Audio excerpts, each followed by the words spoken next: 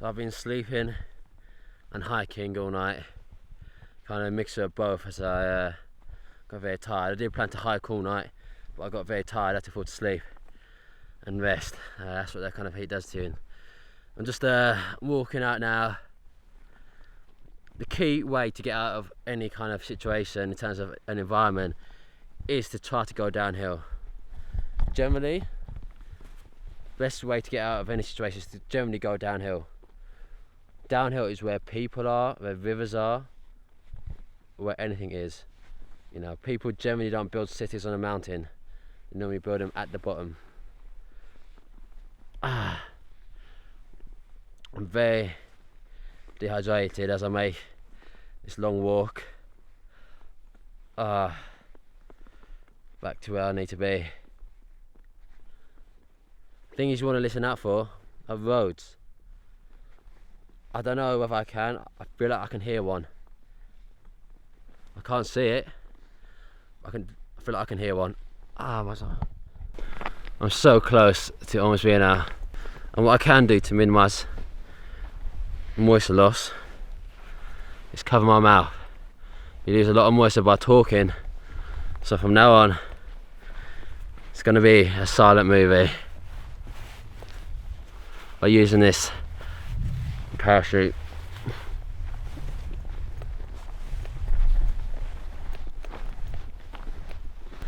Another method is also breathe through your nose rather than your mouth. Just keep your mouth shut. I will say something though, my arms are getting weak just holding this camera. It's that little energy I have inside me, that little moisture which is required for you to do your daily tasks. That's why I keep switching hands. And as you can notice, I've gone to a single camera setup, as you know, my energy levels are much too drained, especially when I'm walking. I can't afford to be walking forwards and backwards, setting up new shots constantly. And out the nose. This also protects your mouth from getting any dust inside it as well.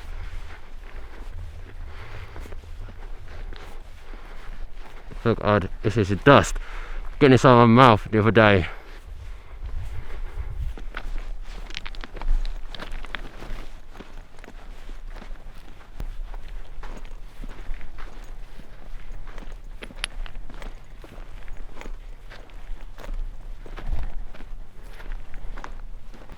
This, whilst it is nylon, will keep the sun off me. It's also not really so warm right now.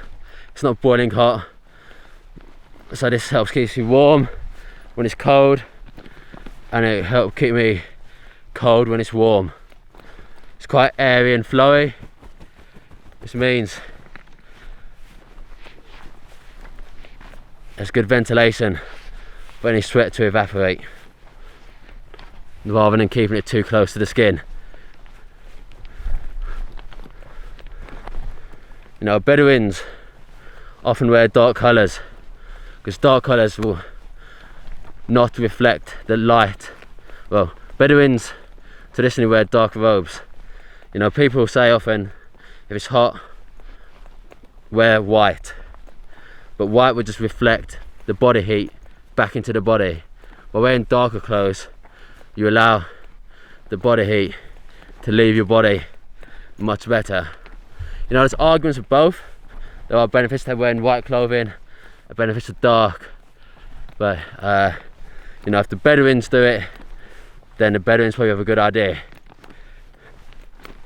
They've been living out in deserts in Africa for millennia. Survival challenge purely with a plastic canteen. So I completed this survival challenge purely with plastic canteen, steel wool, parachute and some plastic piping for my battery cut out. Completed this challenge out here, third day out in the desert, with a parachute, plastic piping, a water can along with some steel wool. I then utilised a battery for my shotgun microphone to make fire. You know, survival's not all about having, you know, survival's not always about having the perfect equipment like machetes or knives or matches. It's all about us in there. If you can show some ingenuity, then you can do it easy. How many uses have I got out of this parachute? I'd say near enough 10 uses. It's been a great tool, and whilst it was heavy to carry in, it's really paid itself off in bucket loads. And there we go. There is the haven.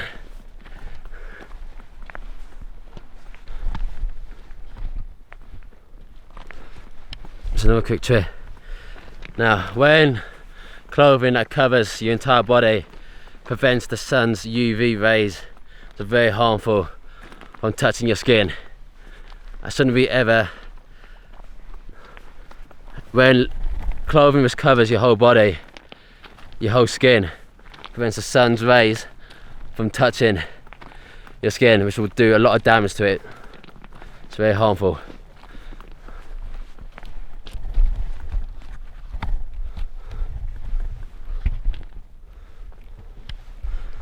Don't forget that often in a desert, if something looks 1 mile away, it's probably at least 2 miles away.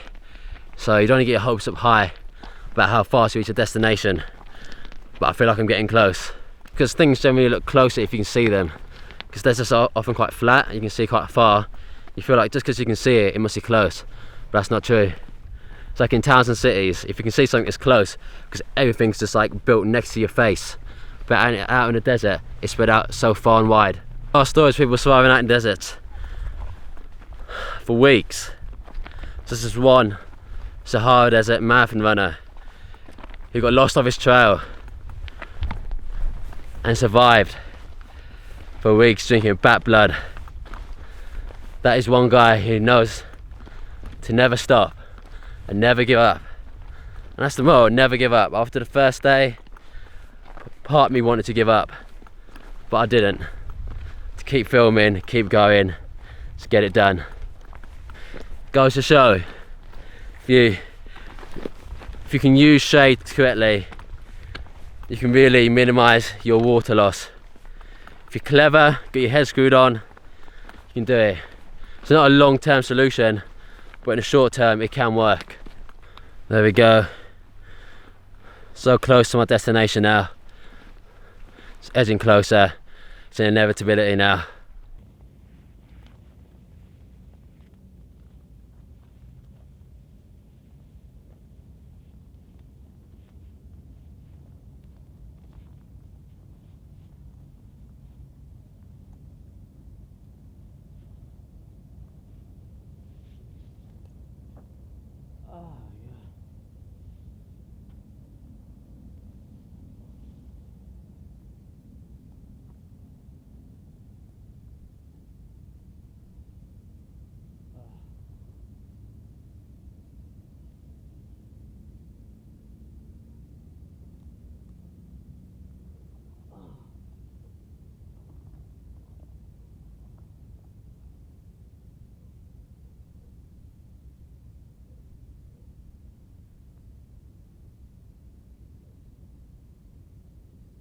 Over.